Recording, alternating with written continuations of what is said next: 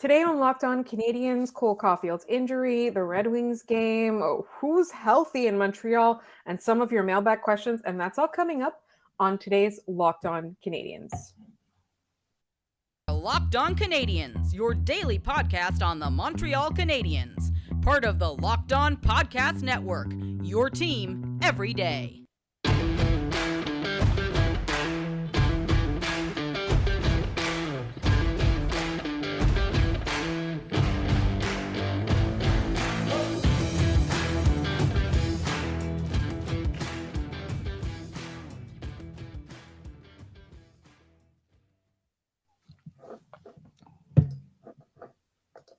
Hi there, everyone, and welcome to episode 773 of Locked On Canadiens, a belated episode, which is brought to you by FanDuel Sportsbook, the official sportsbook of Locked On. Make every moment more by visiting FanDuel.com/LockedOn today to get started. My name is Laura Sab, also known as The Active Stick, and I'm joined by a jubilant Scott Matla, who I believe is about to tell me that the Montreal Canadiens have called up Owen Beck.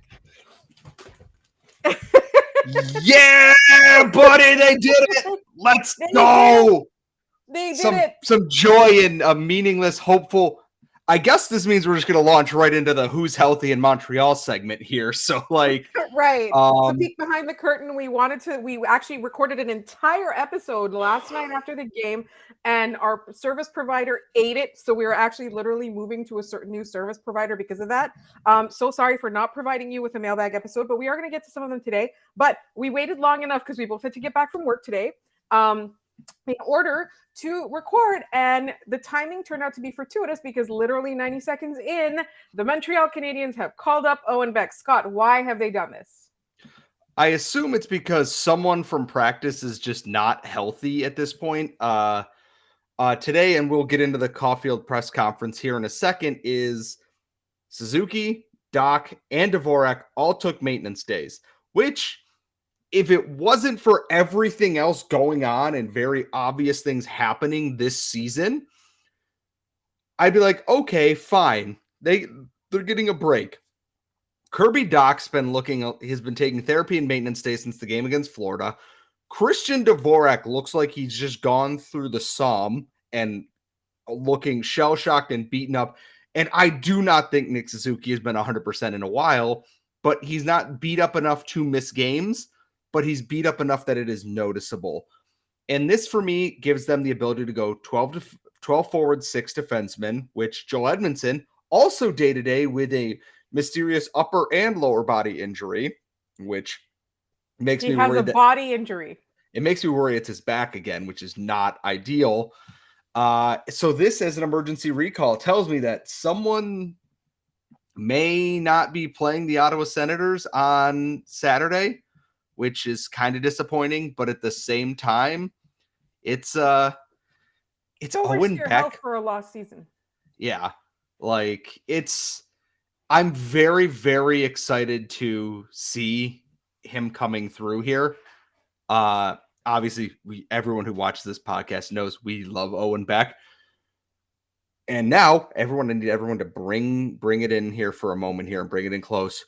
Adjust your expectations accordingly. The Montreal Canadiens are a bad hockey team. Owen Beck has not played a professional regular season game.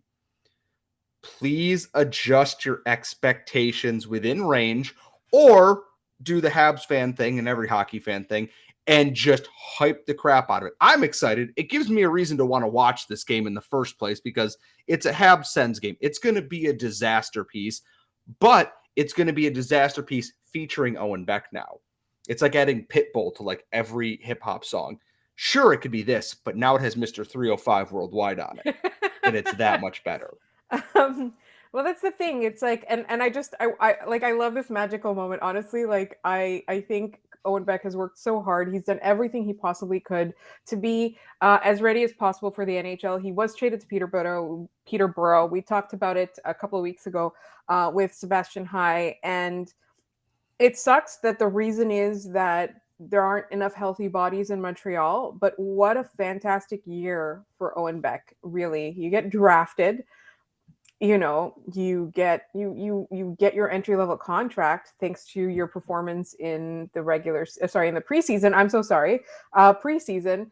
And then you get cut from the World Juniors, and then you get added back to the World Juniors roster, and you get to go, and then now here you are playing in your first NHL game. It is incredible. I am so hyped for this. But like Scott said, nobody likes to see the Ottawa Senators. Like, that's not something that I want to spend my Saturday night doing.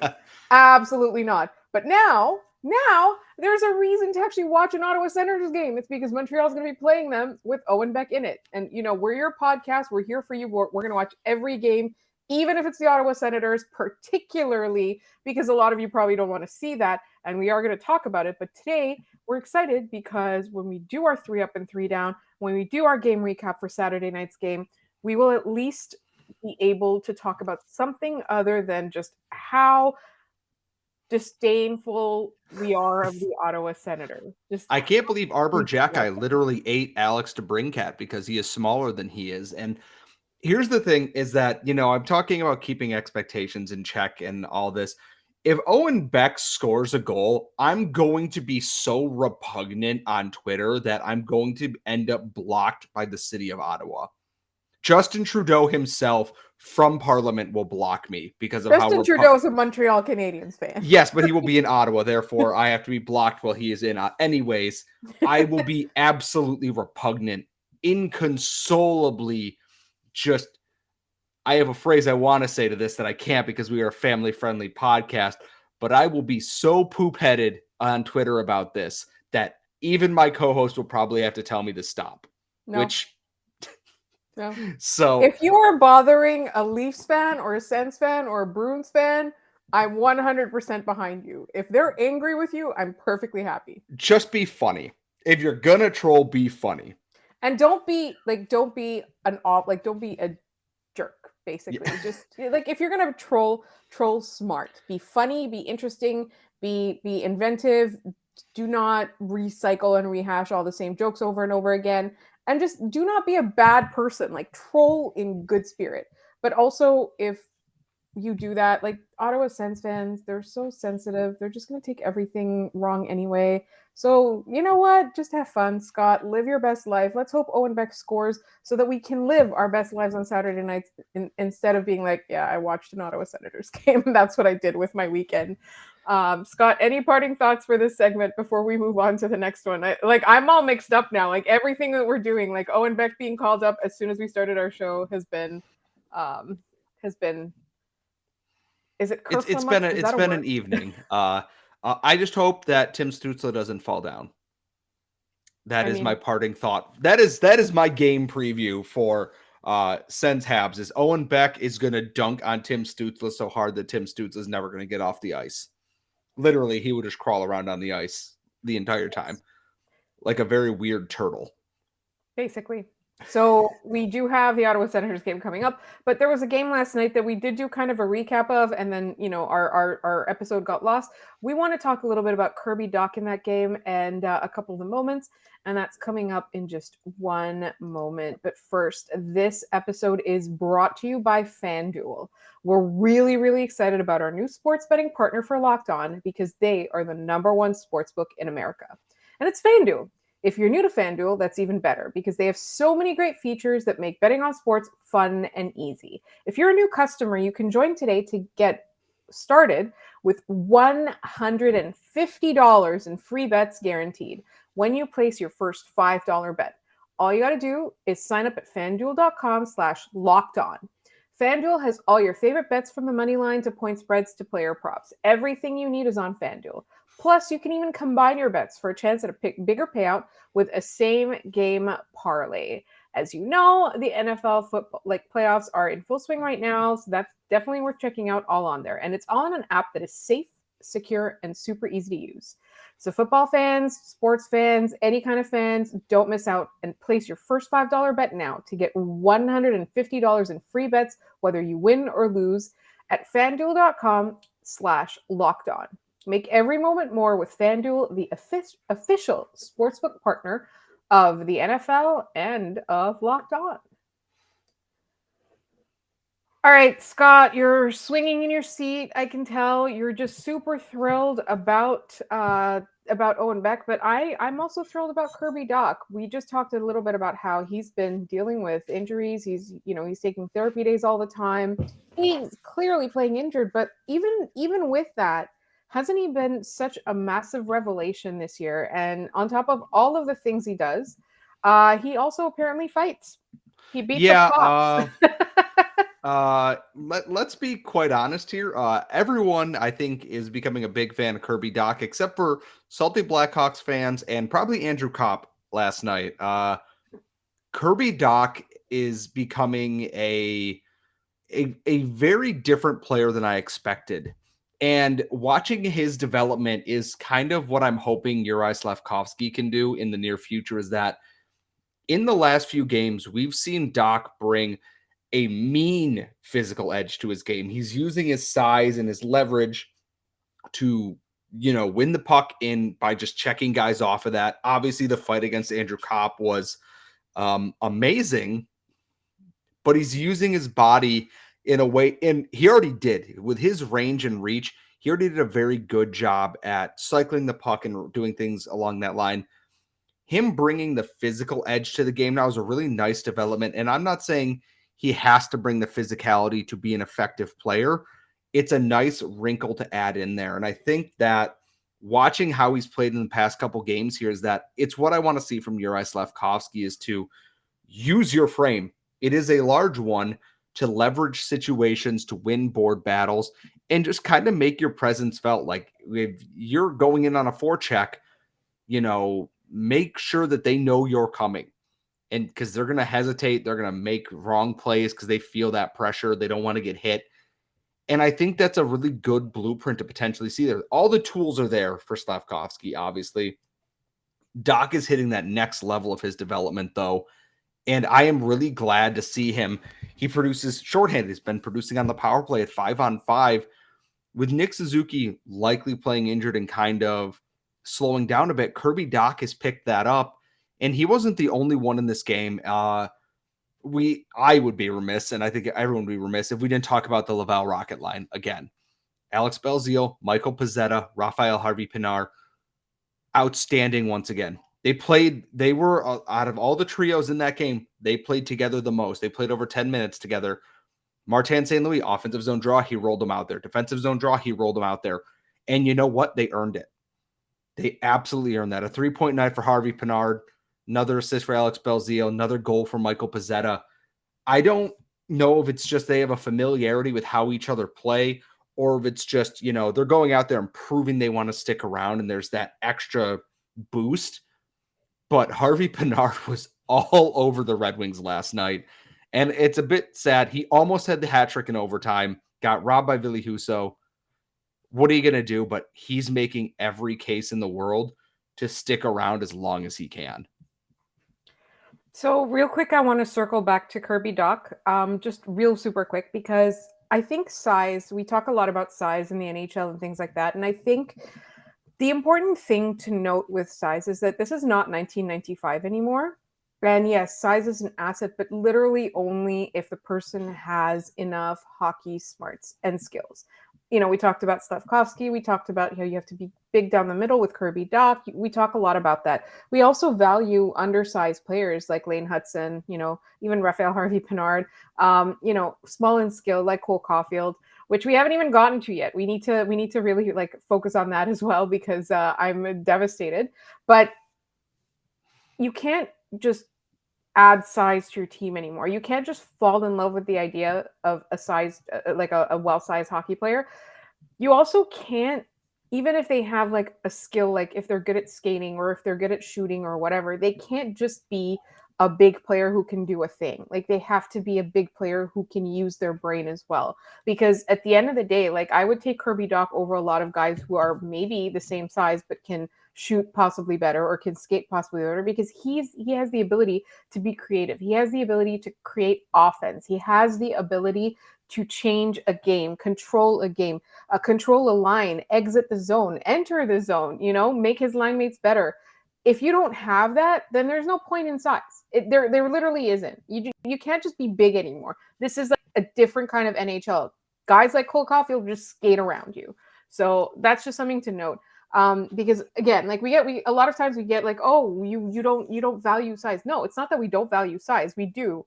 It's just that the size has to come not just with skill as well, but with hockey smarts. And that's something that I hope that they're building into Uri Slafkovsky as well as he develops, as he, when he comes back.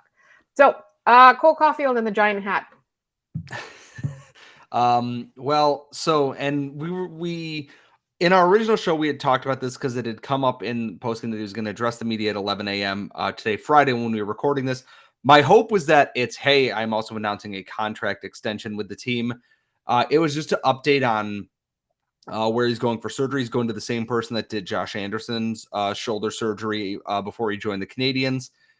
And he mentioned that he separated it earlier in December and it popped out twice in the time since then.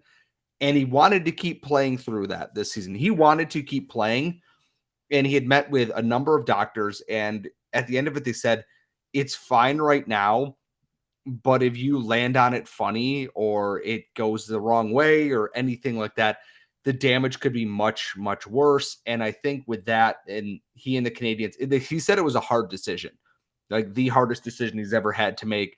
He's like, I went in the locker room and my sticks are gone and my skates are gone. They won't even let him skate right now because they can't risk potentially what is happening. And I know that the Canadiens medical staff and training staff recently have kind of come under fire for the amount of injuries. I don't think they can do anything about, labrums and everything in shoulders. You can't train a labrum. Like, you can train the muscles around it, but Caufield's shoulder injury is not the fault of the medical staff or the training staff or anything. His giant hat, very fun though. Brian Robinson started this trend in the NFL with the Washington Commanders. He had a friend, just a giant, literally Turd Ferguson oversized hat. It's funny. Ha ha ha. I've seen, Jair Alexander wore one for the Packers, a couple of other players. And then Cole Caufield just shows up at practice today, just wearing a giant hat and hanging out on the sides there. He hung out with Dvorak, Dach, and Suzuki afterwards. Christian Dvorak is then also wearing the hat. Cole Caufield's big hat was the little bit of a boost we needed today with that. And then obviously we got an Owen Beck recall at the end of it. So no contract extension yet. It's Caufield seemed in really good spirits. He should be ready for next season, which is good. Still sad that the small goals boy will no longer be doing the small goals boy thing this season for the Habs. And that's the thing, like even on a sad day, Cole Caufield brought so much joy. And that's one thing to kind of keep in mind about him. I just love him so much. So we have so many mailbag questions and so much thing, so many things are happening. I am having a great day right now. We're going to do as many mailbag questions as we can right now. And then we're going to push the other ones to next week. As you know, there's only one game next week. It's a Tuesday game, and then it's All-Star break and bye week and all of that. So we'll have plenty of time to get to any mailbag questions that we don't get to today, but all of them are coming up. No, not all of them. As many of them as we can fit in are coming up in just one moment. Okay. Let's start with a trade proposal from Eric B on Twitter. We got this via DM. Hey gang, mailbag Q. To Montreal, Jesse Puyarvi, Evan Bouchard, and a first. To Edmonton, Edmundson, Josh Anderson, and whatever pick or prospect is necessary to make this trade happen. Would you do this? What would be your most wanted realistic trade? I mean, I would. I like Evan Bouchard, and obviously we've talked about Jesse Puljujarvi on this show over the course of, I think, at least 2.5, if not 3 of the 4 seasons we've done this show. Jesse Puljujarvi just makes way too much sense for the Canadiens, especially in the vein of like a Kirby Dach like pickup. My hope is that I think Edmundson is going to be one of the names that is going. It's been mentioned too much. There's too much smoke coming out of Edmonton for it to not happen. Anderson, I don't know if they're going to go in the same trade. It's a lot of salary then going the other way. I think it's close. Anderson's 5.5. Edmonton's 3.5. Edmonton's already close enough to the cap with Jesse Puljujarvi there. Just removing him, there's a lot of money that's got to go one way or the other. So I think I don't think the Canadiens would get Bouchard and Puljujarvi. I think they'd get one or the other, and then some kind of cap dump and a prospect off of the books there. And if they're looking for prospects, Xavier Bourgault is the first name that I'm looking at. They said Dylan Holloway is likely untouchable, as is Philip Broberg. So I immediately go and I look at Xavier Bourgault is that guy that I'm looking at, in addition to Jesse Puljujarvi from the Oilers. I would do that in a heartbeat, especially getting a first from the Oilers. Yeah, absolutely. Why not? So our friend KCD wanted to know if we'd watched any of the CHL top prospects games this week, and if we did, which prospect would we think would fit the Habs? And we don't actually have the answer to that question because we did not watch the top prospects game, but we have 2 to 3 guests lined up in the coming weeks to talk about CHL, the prospects, and who the Habs might want to pick in 2023. So thank you for your question, Casey, and we will for sure answer it over the course of the next little while. We've got Jason F on Twitter asking if we think that Josh Anderson could fetch more than 2 first-round picks at the draft. I don't know, because right now the market is in the toilet. If Josh Anderson fetches 2 first-round picks, the trade market is completely broken across the board. Or Kent Hughes found one of the dumbest GMs in the NHL. I like Josh Anderson. I do.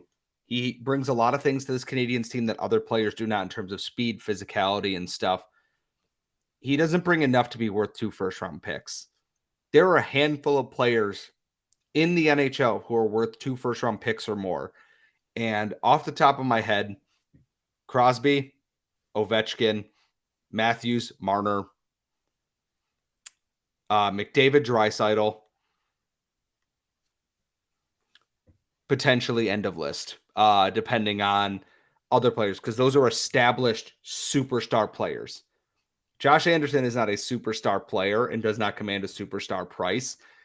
A first-round pick I can understand for sure, because GMs are willing to pay that, especially at the deadline, with term that it's a player they think that they can build around going forward or build with going forward.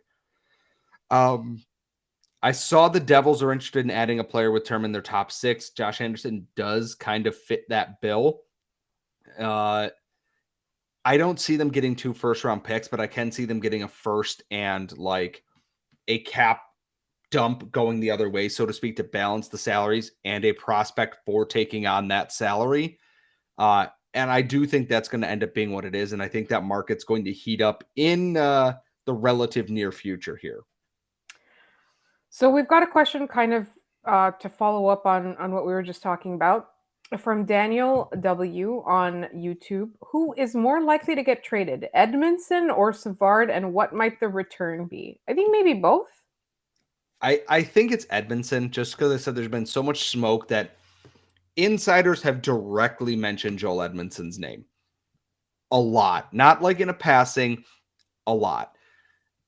Stanley Cup pedigree, they both have that, but I just think that I don't know what it is about Edmundson that teams are so enthralled with, but I see him being the one that goes. If Savard's going anywhere, it's going to be next season when he has another year off of his contract and is closer to the end of that. But if anyone is going at this deadline in this season, it's going to be Joel Edmundson, just because there's been too much smoke around that for there to not be some kind of trade fire burning somewhere across the NHL. Our good friend DF Pendries of Canadiens Time, a modest hockey podcast. I love that tagline. After the trade deadline, who should the Canadiens' 6 defenders be, assuming they finally get out of this 11-7 lineup debacle? I was actually in a group chat where people were talking about how Martin St. Louis must be hating his life right now with the 11-7. All right, who should the 6 defenders be after the trade deadline? So, because I forgot this last night, Mike Matheson, David Savard, if he is healthy, Caden Gooley, Jordan Harris, Arbor Jacki, Jonathan Kovacevic. I am assuming in this world, Joel Edmundson has been traded at the deadline. Chris Weidman is your 7th defenseman. If you find a buyer for someone else, you can call up Justin Barron or Corey Schooneman to be in there as well. But I think those 6 are the ones that I'm sticking with right now. And finally, this is a question from our nemesis, Will. If every NHL team had to nominate one player to compete in a Royal Rumble, who would the Habs pick, and then how long would they last? The pick is the easy part. It's Arbor Jackeye. Dude was made for the Royal Rumble, and he comes in at about 9, 10, 11 in the Royal Rumble. There are 30 entrants, and he is just that butt-kicking monster who comes in that is just tossing dudes left and right out of the top there. And then it gets down to like the final 6 or 7 people, and a bunch of them have to gang up on him to get him out of the ring so they stop getting their heads kicked in by this guy. And he just goes on a monster run. He eliminates like 6, 7 people in there, and eventually everyone's like, oh man, all right, everyone, we got to call a truce because we got to fight that guy. And he gets tossed out at that point. He gets really mad and then, beats up a security guard on the way out and does all the stuff that a monster heel would do when they get eliminated from the Royal Rumble. I don't watch enough wrestling. The Royal Rumble's on Saturday. It's a great time to. It's the best version of hey, remember some dudes for professional wrestling, which is it's my favorite pay-per-view. Awesome. I'm surrounded by wrestling, so I need to start getting into it. And I will. But in the meantime, if we didn't ask your mailbag question today, and don't forget, we did have some left over from last week too, we will answer them over the course of next week. We obviously have our 3 up, 3 down. We got to talk about how Owen Beck did. There's got to be news going on over the course of the bye week, and we have some guests lined up. So just make sure that you are subscribed to this podcast wherever you get your podcasts, as well as on YouTube. You'll be able to find us on Twitter at LO_Canadians. Scott is at Scott Matla. I'm at The Active Stick. LockedOnCanadians@gmail.com is our email address. And we love getting any mail from you guys. Like, we got a really, really nice letter that we can only share a part of going forward. But I really just love getting emails from you. And there's some questions in there as well. We're going to get to all of that next week. Just don't forget to subscribe and tell your friends if you like us. Thank you so much for listening. Sorry this episode was late, and we will talk to you on Monday.